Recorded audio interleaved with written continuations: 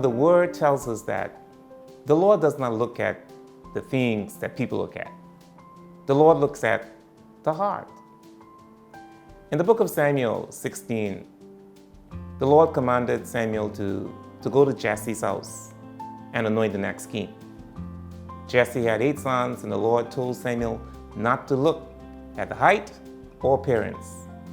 He examined 7 of Jesse's sons and then asked if there was anyone else, because the Lord did not choose any of those 7 sons. David was the youngest and was tending the sheep.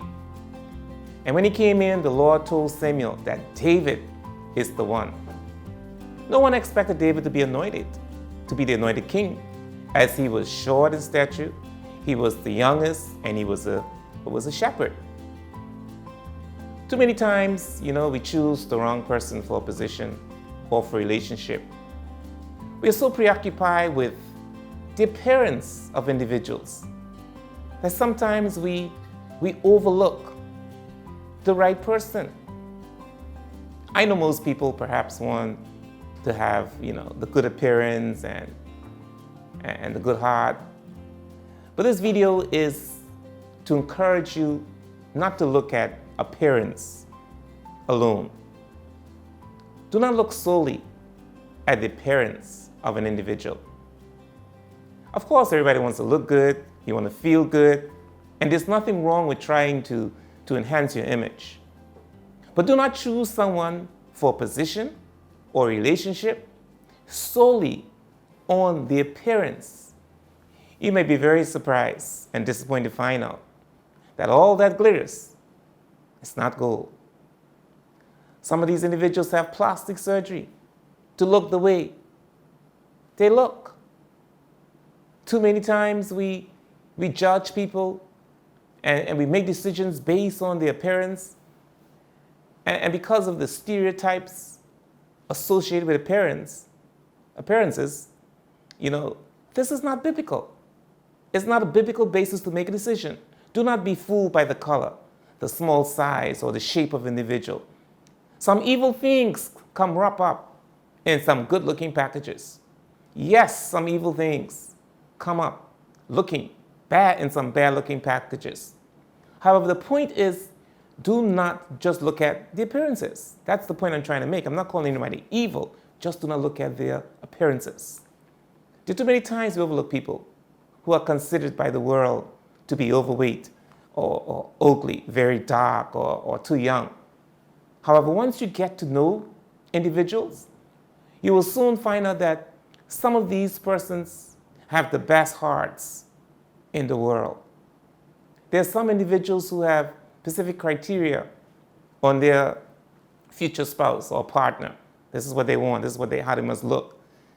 And most times is geared to the external appearances or the wealth, the financial status of someone.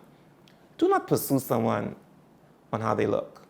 If you do, you'll be facing a lot of competition and a lot of restless nights.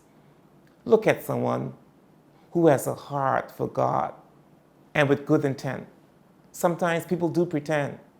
Get to know the person as much as you can. Seek God for the direction. If you choose someone with a good heart, you should be happy.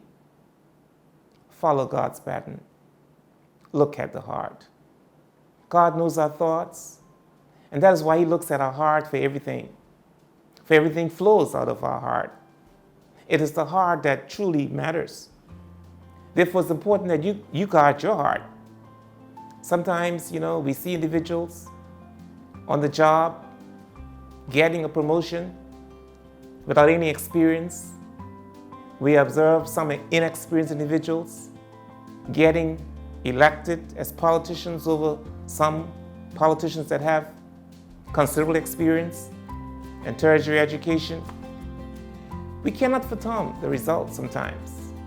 Perhaps it is because these inexperienced individuals have a good heart. I do not know. And I'm not saying that, you shouldn't vote people because of the external experience or their experience. But there's so many rewards of having a good heart. Therefore, like David, ask God on a daily basis to create a clean heart. and do it daily, because the devil does not like someone that has a heart for God. The devil will pursue you, he will test you, he will tempt you. Therefore, be alert and stay in the Word so that you can keep your heart pure and reap the rewards from God. In conclusion, I want to say, the Bible provides a guideline on how we should conduct ourselves and make decisions. The story about David being chosen as king and the story about David and Goliath are prime examples of why we should not just not look at the appearance of an individual. Please know that I'm not suggesting that individuals with good appearances are not good people. I'm not saying that. I'm saying do not look solely at the appearance of an individual, but let us choose individuals based on their heart, like what God does.